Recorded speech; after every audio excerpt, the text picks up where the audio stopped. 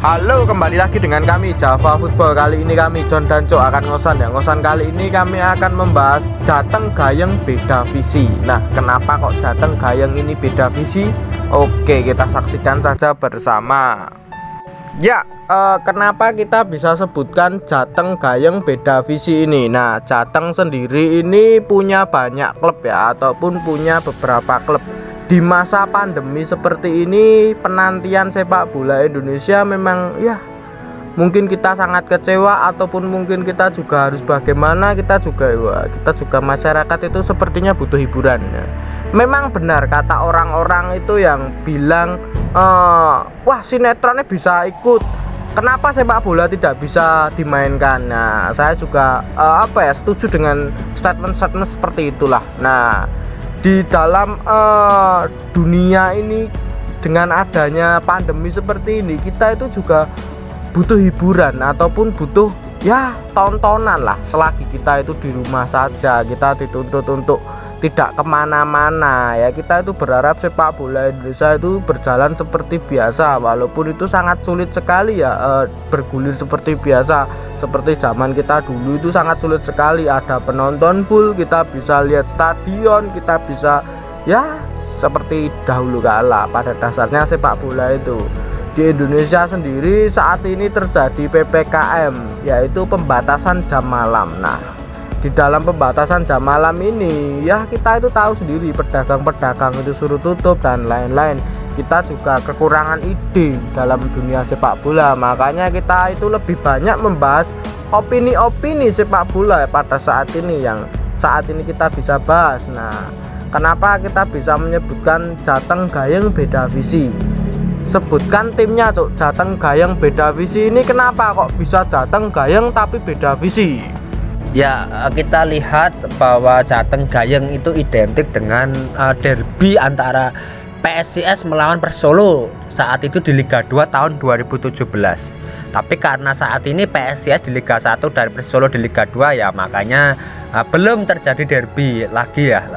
Ngomong Liga aja belum ada, gagas derby lagi.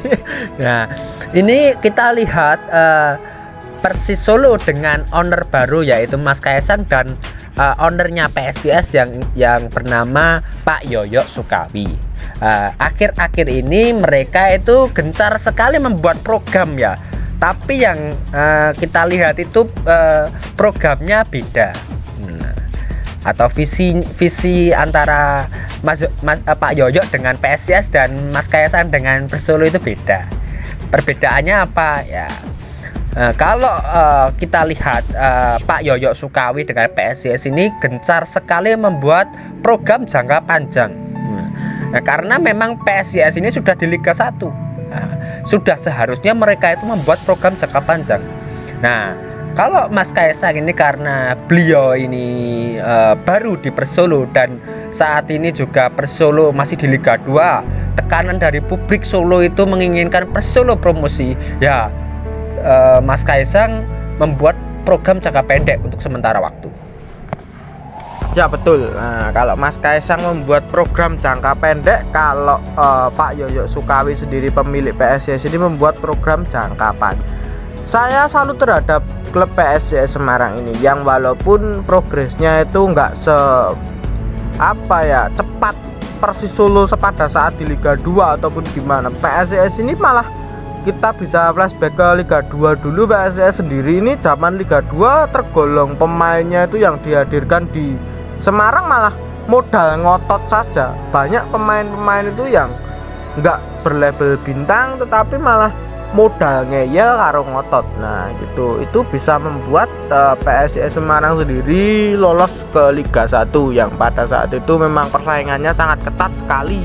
Bahkan sebelum itu PSIS juga pernah tercandung skandal sepak bola gajah. Nah, kalau untuk Persis Solo sendiri itu sudah berkali-kali memang hampir lolos ke Liga 1, tetapi hampir ya, tapi belum bisa lolos. Nah, mereka itu Pak Durian jatuh di siang bolong ataupun gimana, mereka itu tertimpa rezeki nomplok gitu. Makanya dengan hadirnya Mas Kaisang di kubu Persis Solo ini, mereka itu langsung bergerak cepat dalam berusaha transfer. Bahkan saat Piala Menpora mereka itu langsung bermanuver ataupun ya langsung mereka itu menunjukkan bahwa kalau Persis Solo ini ya tim serius, bahkan dikelola dengan serius gitu. Nah, saya sih tidak mempermasalahkan soal itu, bahkan itu sangat bagus sekali untuk tim Persis Solo sendiri. Bahkan saya juga sangat senang mereka itu mendapatkan investor dengan orang yang tepat gitu loh, maksudnya dengan orang yang memang sudah peduli dengan Persis sendiri. Sudah bagus mereka. Dia itu ketika ditanya kenapa Mas mau mengurus sepak bola, kenapa nggak jadi ketua PSSI aja, saya pernah baca di tweet Mas Kaisang. Jawaban Mas Kaisang itu simple dan apa ya, mungkin bisa, oh ini bener-bener pride lah, bener-bener kebanggaan.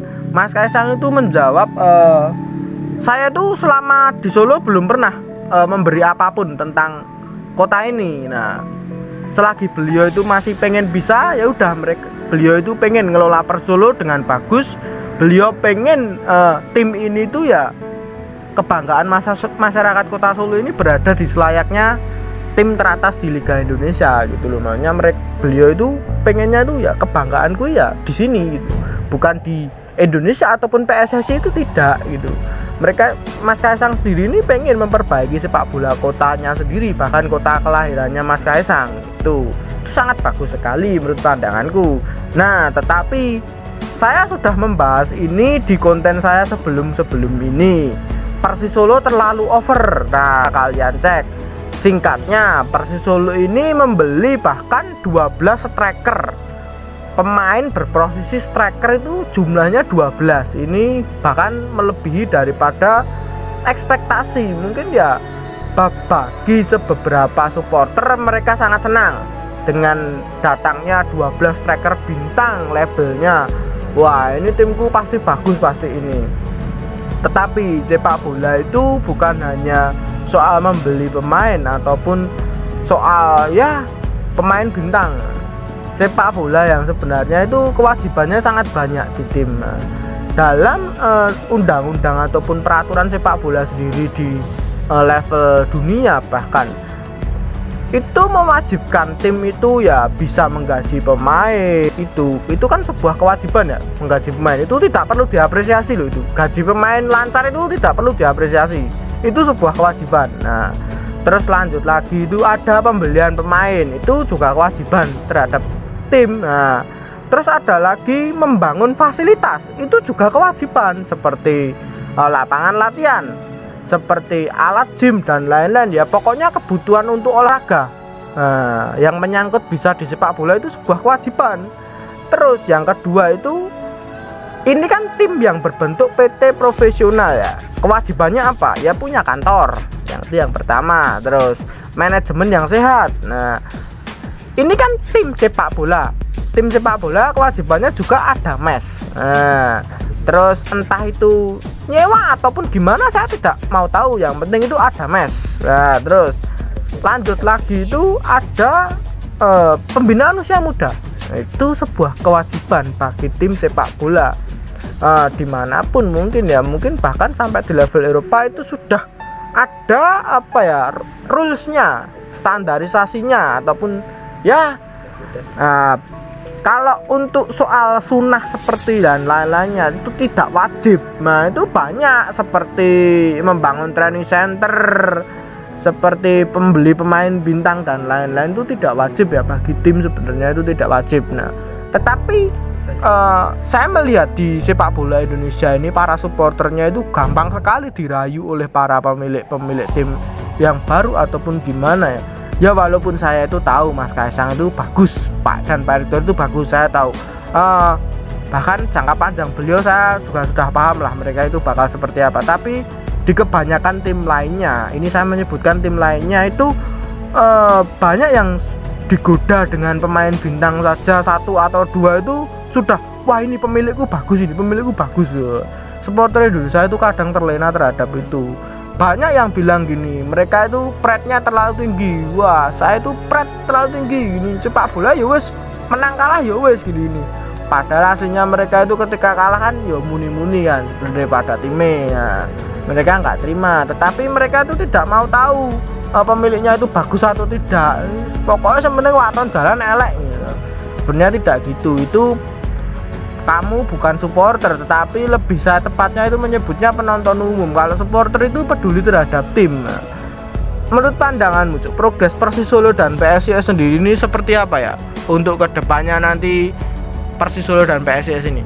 Di beberapa konten kita yang saat membahas Persis Solo, kita itu juga menyebutkan bahwa Persis Solo juga mempunyai program jangka panjang, John. Mungkin kalau kita lihat beberapa waktu akhir ini kan mungkin Persis Solo programnya jangka pendek semua, karena memang mereka gencar-gencarnya membeli pemain. Toh ini juga menurut kita wajar, karena memang Persis Solo itu punya ambisi untuk lolos Liga 1 secepatnya, karena memang 2023 atau 2 tahun lagi Persis Solo akan merayakan ulang tahun ke 100 tahun. Nah, tapi Mas Kaisang juga sudah membuat program jangka panjang ya, yaitu IPO ya. Dengan IPO itu kan juga Persis Solo juga harus membuat aset-aset ya, mungkin training center, mas, store dan lain-lain lah. Nah, tapi kan yang dipikirkan untuk saat ini ya sementara program jangka pendek dulu. Nah, kita lihat PSIS lah. PSIS ini kan sudah sudah lolos Liga 1 tahun 2017-2018. Ya mungkin memang sudah seharusnya mereka memikirkan jangka panjang, John. Karena ya mau apa lagi, sudah lolos Liga 1 ya sudah kewajiban lah membuat program jangka panjang seperti pembangunan training ground, akademi, dan untuk saat ini mereka akan membangun training center dengan menggandeng investor baru ya, Wahyu Agung. Nah, katanya sih lokasinya di Kendal, John. Nah, ini kan luar biasa ya. Ingat bagi teman-teman, training center ini tidak semua klub Indonesia punya, bahkan ini langka. Ya mungkin bisa dilihat lah, ada nggak klub yang punya training center? Ya mungkin ada sih, mungkin ada Persija, tapi mungkin belum sempurna ya. Nah, PSIS ini bisa menjadi role model bagi sepak bola Indonesia atau nasional, bahkan Jawa Tengah dan lain-lain.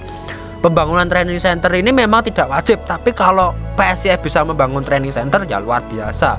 Bahkan mereka itu bisa selevel Asia Tenggara ya mungkin ya, karena memang di sepak bola Asia Tenggara ya mungkin banyak yang punya ya, kayak JDT ya, Buriram. Tapi kalau PSIS bisa punya ya mungkin bisa selevel lah dengan mereka. Nah, levelnya bukan Indonesia lagi kalau training center menurutku. Ya betul sekali. Kalau training center itu bukan kewajiban, itu bukan hal wajib bagi klub. Memang itu memerlukan biaya yang cukup besar bagi klub sendiri. Nah, kalau saya sih, pandangan saya, tim-tim itu ya penuhi aja kewajibannya. Seperti apa? Seperti yang saya pernah sebutkan tadi itu dipenuhi dulu, terus ya kalau udah selesai baru nanti bisa seperti yang lain-lain gitu loh. Nah, soal visi itu berbeda itu enggak masalah, bagi kami itu bebas, yang penting itu hasilnya itu sama gitu. Soal hasil itu kan pasti kan, tujuan akhir itu kan finishnya itu di juara ya. Memang semua klub Indonesia itu tujuan akhirnya juara. Jika tim itu tidak punya visi, itu malah bahaya gitu loh. Visinya itu cuma sementing asal melu liga, wah itu bahaya sekali bagi tim. Berarti itu memang manajemen yang tidak sehat gitu. Nah, bagi Persis Solo dan PSIS Semarang sendiri, kita menyebutnya itu manajemennya yang sekarang itu memang manajemen yang menurut pandanganku peduli terhadap tim. Mereka itu pengen timnya ini bener-bener untuk jangka panjang ke depannya. Nah, mungkin itu dulu saja perbincangan kita tentang Jateng Gayeng visi misi yang berbeda. Jangan lupa like, comment, dan subscribe.